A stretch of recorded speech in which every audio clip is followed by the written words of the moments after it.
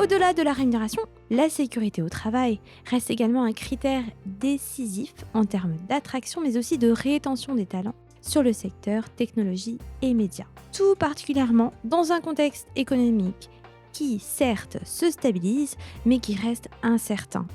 Il est donc essentiel de veiller à maintenir des rémunérations compétitives et de réviser les budgets d'augmentation salariale en fonction des enjeux des entreprises. Bienvenue dans la saison 3 du podcast Repensez vos politiques de rémunération, le podcast qui décrypte les dernières tendances du marché. Dans un contexte économique, social et de l'emploi en évolution, les entreprises doivent constamment adapter leurs stratégies et politiques de rémunération pour rester compétitives. Khalil Aitmoulou, Director Rewards Data Intelligence Leader chez WTW, accueillera nos experts tout au long de cette série.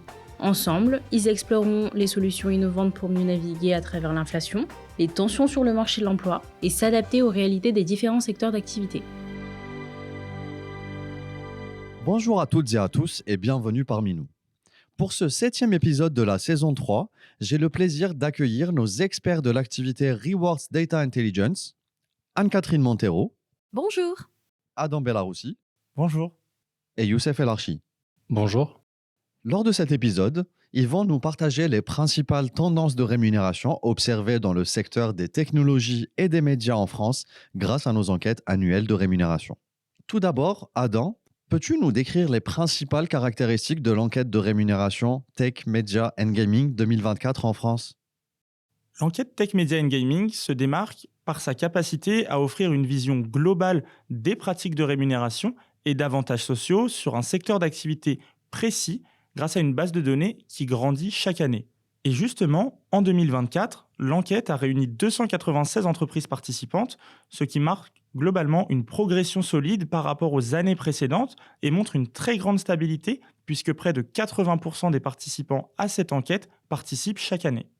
En examinant le profil des entreprises participantes, on constate globalement une grande diversité de typologies d'entreprises allant des startups aux multinationales. Et c'est aussi ce qui fait la force de cette enquête en permettant aux entreprises de se comparer directement à leurs pairs. Si on s'intéresse ensuite au secteur d'activité, on observe une large palette de sous-secteurs couverts par l'enquête, avec une prédominance des secteurs hardware, software et également médias, internet et télécom qui vont représenter plus de la moitié des entreprises participantes. On observe également une croissance du nombre d'entreprises dans l'enquête qui font partie des secteurs FinTech et HealthTech. Merci Adam. Youssef, quelles sont les grandes tendances d'évolution des rémunérations en 2024 dans le secteur technologie et médias que vous avez pu tirer de l'analyse des bases de données de cette enquête ? En 2024, de manière globale, les rémunérations dans le secteur technologie et médias suivent une dynamique positive mais dans une moindre mesure qu'en 2023, en raison notamment de la baisse progressive de l'inflation et des tensions sur le marché de l'emploi qui s'amenuisent. Pour comprendre les progressions de rémunération entre 2023 et 2024, nous avons analysé à panel constant 3 éléments de rémunération clés sur ce secteur. Le premier qui est le salaire de base, le deuxième qui est la rémunération variable individuelle et le troisième qui est la rémunération variable collective. En termes de salaire de base, l'évolution des salaires médians dans le secteur technologie et médias à panel constant a été moins dynamique que ce que nous avons observé sur le marché général, 3,1% sur le marché général contre 2,4% sur votre secteur technologie et médias, ce qui s'explique aussi certainement car le secteur technologique et médias reste plus attractif que d'autres secteurs d'activité. De la même façon, les niveaux de rémunération variable individuelle attribués médians ont progressé, mais moins vite que sur le marché général, puisqu'on note 3,4% sur le marché général contre 3% sur le secteur technologie et médias. Néanmoins, si on regarde de plus près les montants, cela représente une augmentation de plus de 200 € pour le secteur technologie et médias contre 180 € pour le marché général. Nous avons donc en moyenne des bonus qui sont plus élevés dans le secteur technologie et médias, avec une différence d'environ plus de 3% par rapport au marché général. En ce qui concerne les niveaux d'intéressement et de participation ou de rémunération variable collective médians versés en 2024 au titre des résultats 2023, ils ont progressé de 8,4% par rapport à l'année précédente, ce qui reflète la performance positive des entreprises. Donc globalement, d'un point de vue très macro, on note que les évolutions sont moins dynamiques que sur le marché général, mais que le secteur reste attractif au travers d'une rétribution qui est plus forte, de la performance individuelle, une composante qui reste essentielle pour retenir les meilleurs talents dans un secteur où la concurrence est forte. Le secteur va continuer également à attirer les talents grâce au fort développement technologique typique du secteur qui sont bousculés par la transformation digitale telle que le big data, l'intelligence artificielle ou encore la cybersécurité. Merci Youssef. Adam, peux-tu nous partager les principaux facteurs qui influencent ces niveaux de rémunération pratiqués dans le secteur technologie et médias en France? Dans le secteur des technologies et médias en France, les niveaux de rémunération sont façonnés par plusieurs facteurs déterminants. Tout d'abord, la localisation géographique peut jouer un rôle crucial. Si on prend l'exemple de l'Île-de-France, qui est un pôle économique majeur, il offre des salaires en moyenne 9% plus élevés que le reste du pays, concentrant près de 47% des professionnels du secteur.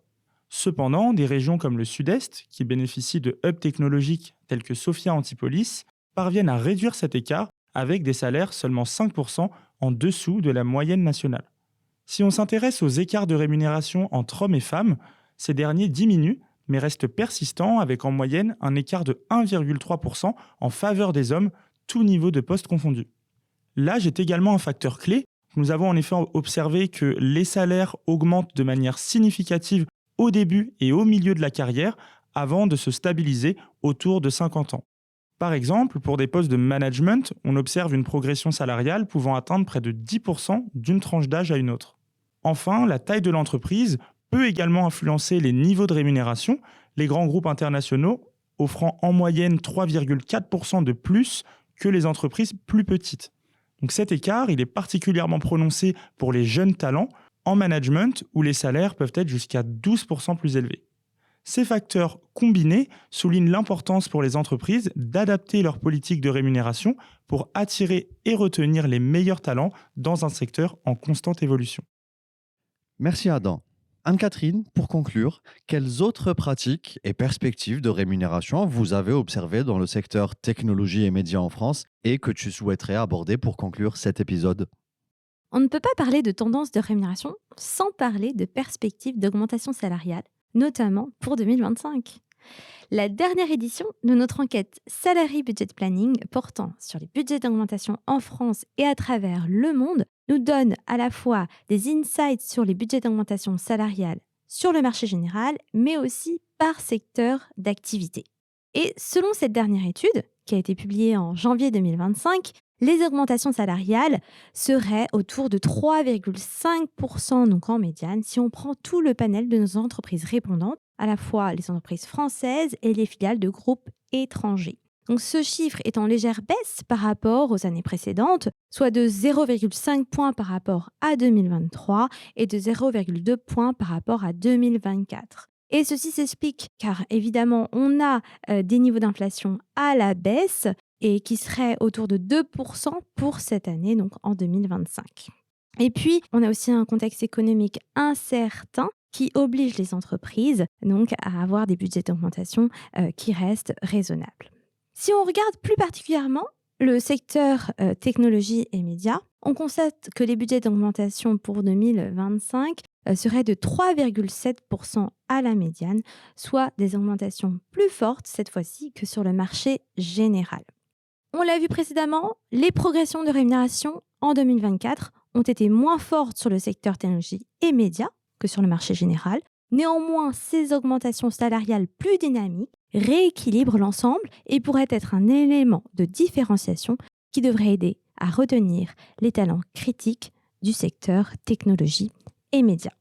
En parlant de différenciation, les budgets d'augmentation salariale devraient être distribués différemment en fonction des niveaux de performance. En 2024, les budgets avaient atteint les 5,1% en médiane pour les collaborateurs ayant eu une performance exceptionnelle.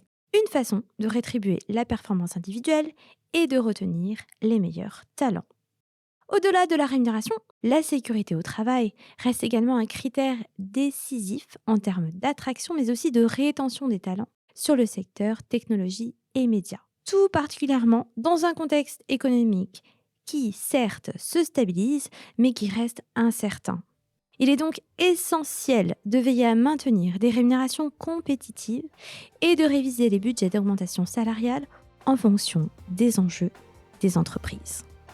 Merci Anne-Catherine, merci Adam, merci Youssef pour ces analyses et ces décryptages. Nous vous remercions pour votre écoute et espérons que cet épisode vous aura apporté des éclairages sur vos différents enjeux. Pour toute question sur nos enquêtes de rémunération ou sur nos activités de conseil en organisation du travail et politique de rémunération, n'hésitez pas à nous contacter. À bientôt pour un nouvel épisode.